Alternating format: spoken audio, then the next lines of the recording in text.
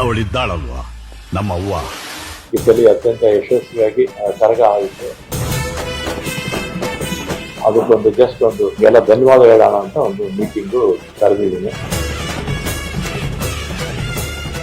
ನಮ್ಮ additional commissioner Singh ಅವರು ಮತ್ತು ಅವರ ಎಲ್ಲ ಸಿಬ್ಬಂದಿ ವರ್ಗ, ಅದು KEB ಇರ್ಬೋದು ಅಥವಾ ಸಾಲಿಡ್ ವೇಸ್ಟ್ ಮ್ಯಾನೇಜ್ಮೆಂಟು, ಮತ್ತು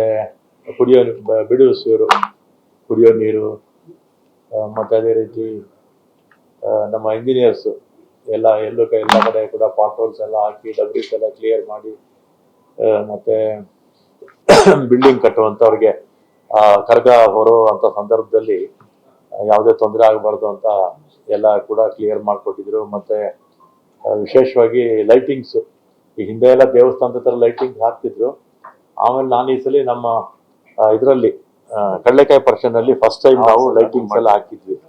ಆಮೇಲೆ ಬರೀ 2 ದಿನ ಇರ್ತಿತ್ತು ಕಡಲೆಕಾಯಿ ಪರ್ಷ. ನಾವು 5 ದಿನಕ್ಕೆ ಎಕ್ಸ್ಟೆನ್ಷನ್ ಮಾಡಿ ಸ್ವಲ್ಪ ಒಳ್ಳೆ ಪಬ್ಲಿಸಿಟಿ ಕೊಟ್ಮೇಲೆ ಈ ಸಲ ಮಕ್ಕಳೆಲ್ಲ ಬಂದರು.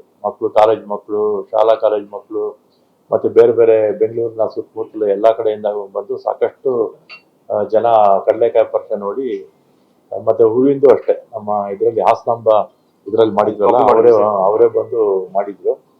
ಅದು ಭಾಳ ಚೆನ್ನಾಗಿತ್ತು. 12 ಜನ ಬಂದಿದ್ರು. ನಮ್ಮ ಅಧ್ಯಕ್ಷರು ಇದ್ದಾರೆ ಇಲ್ಲೇ, ಅವರೇ ನಮ್ಮ ಅಧ್ಯಕ್ಷರು. ಅದಕ್ಕೆ ಅನ್ಎಕ್ಸ್ಪೆಕ್ಟೆಡ್ ಆಗಿ ಇಲ್ಲಿ ಬಂದಿದ್ದಾರೆ. ಮತ್ತು ಅದೇ ರೀತಿ ಕರಗನೂ ಅಷ್ಟೇ.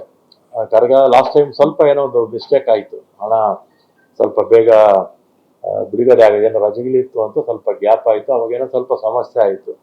ಆ ಸಮಸ್ಯೆ ಆಗಿದ್ದಕ್ಕೆ ಈ ಸಲ ಆ ಸಮಸ್ಯೆ ಆಗಬಾರ್ದು ಅಂತ ಈ ಸಲ ನಾನೇ ಫಸ್ಟ್ ಮೀಟಿಂಗ್ ಕರೆದು ಅವತ್ತು ACS ಅವರು ಬಂದಿದ್ರು ಅನ್ಸುತ್ತೆ. ಫಸ್ಟ್ ಮೀಟಿಂಗ್ ACS ಅವರು ಬಂದಿದ್ರು. ಅದಾದಮೇಲೆ ನಮ್ಮ deputy commissioners, traffic, law and order ಅವರು, ಹಾಗೆ ನಮ್ಮ ಸ್ಪೆಷಲ್ ಕಮಿಷನರು ಮತ್ತು ಎಲ್ಲ ಅಧಿಕಾರಿಗಳು ಭಾಳ ಸಹಕಾರ ಕೊಟ್ಟು, ಮತ್ತು ಅವತ್ತು ಮಳೆ ಕೂಡ ಬರಲಿಲ್ಲ ನಮಗೆ.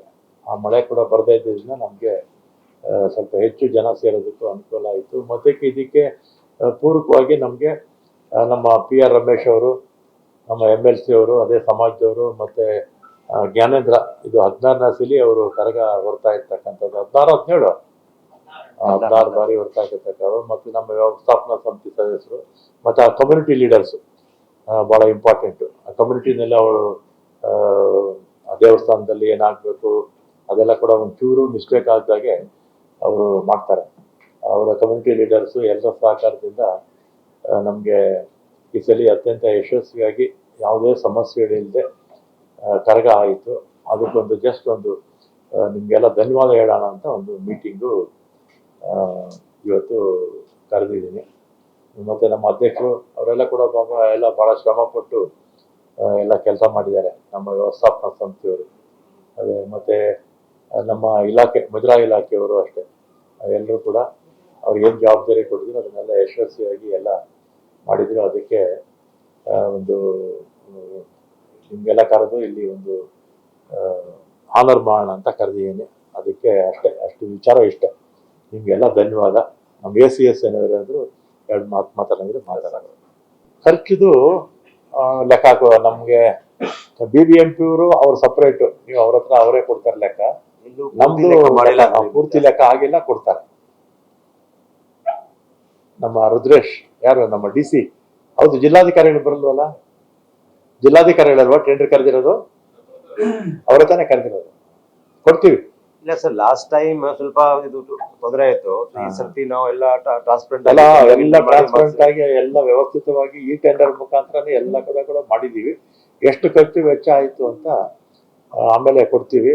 ಆಮೇಲೆ ನನಗೇನಂದ್ರೆ ಮುಂದಿನ ವರ್ಷಕ್ಕೆ ಈ ಸಲ ಲೈಟಿಂಗ್ಸು ನಾವು Mysuru bank road, NR road, ಆಮೇಲೆ ಇದು JC ರೋಡು, ಸರ್ದಾರ್ ಪತ್ರಪ್ಪ ರೋಡು, ಮತ್ತು ನಮ್ಮ ಎಲ್ಲೆಲ್ಲಿ ಕರಗ ಹೋಗಿತ್ತು ಅಲ್ಲೆಲ್ಲ ಕೂಡ ಲೈಟಿಂಗ್ಸ್ ಹಾಕಿದ್ವಿ.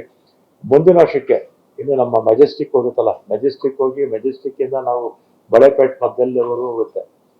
ಅಲ್ಲಿವರೆಗೂ ಮುಂದಿನ ನೆಕ್ಸ್ಟ್ ಇಯರ್ ಮಾಡಿದ್ರೆ ಇನ್ನೂ ಚೆನ್ನಾಗಿರುತ್ತೆ ಅಂತ. ಆಮೇಲೆ ಇದು ಅಷ್ಟೇ, ಈ ಸರಿ ಮೈಸೂರಲ್ಲಿ ಮಾಡ್ತಾರಲ್ಲ ಆ ಥರ ಕಲ್ಚರಲ್ ಪ್ರೋಗ್ರಾಮ್ಸ್ ಮಾಡೋಣ ಅಂತ ನೋಡಿದ್ವಿ.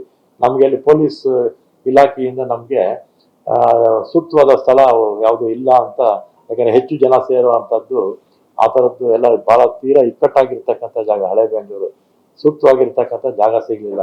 ನೆಕ್ಸ್ಟ್ ಟೈಮು ನಾವು ಇನ್ನೂ ಸ್ವಲ್ಪ ದೊಡ್ಡದಾಗಿ ಮಾಡಿದ್ರೆ ಆಗ ಮೆಜೆಸ್ಟಿಕ್ಕು ಅಲ್ಲೆಲ್ಲ ನಮಗೆ ಸಿಗ್ಬೋದು. ಮುಂದಕ್ಕೆ ಮಾಡೋಣ, ಇನ್ನೂ ಚೆನ್ನಾಗಿ ಮಾಡೋಣ ಮುಂದಕ್ಕೆ ಅಂತ ಹೇಳಿ. ಮತ್ತೆ ನಮಗೆ ಎಲ್ಲ ಇಂಪಾರ್ಟೆಂಟ್, ನಮಗೆ ಪ್ರಿಂಟ್ ಮೀಡಿಯಾ, ಎಲೆಕ್ಟ್ರಾನಿಕ್ ಮೀಡಿಯಾ ವ್ಯಾಪಕವಾಗಿ ಕರಗಕ್ಕೆ ಮುಂಚೆನೆ ಒಳ್ಳೆ ಪಬ್ಲಿಸಿಟಿ ನೀವೆಲ್ಲ ಕೊಟ್ಟಿದ್ರಿ. ಅದಕ್ಕೆ ನಿಮಗೂ ಕೂಡ ಧನ್ಯವಾದಗಳು ಹೇಳೋದಕ್ಕೆ ಇಚ್ಛೆ ಪಡ್ತೇನೆ. ಆಮೇಲೆ ಎಲ್ಲ ನಮ್ಮ ಅಧ್ಯಕ್ಷರು 2 ನಿಮಿಷ ಮಾತಾಡ್ತಾರೆ.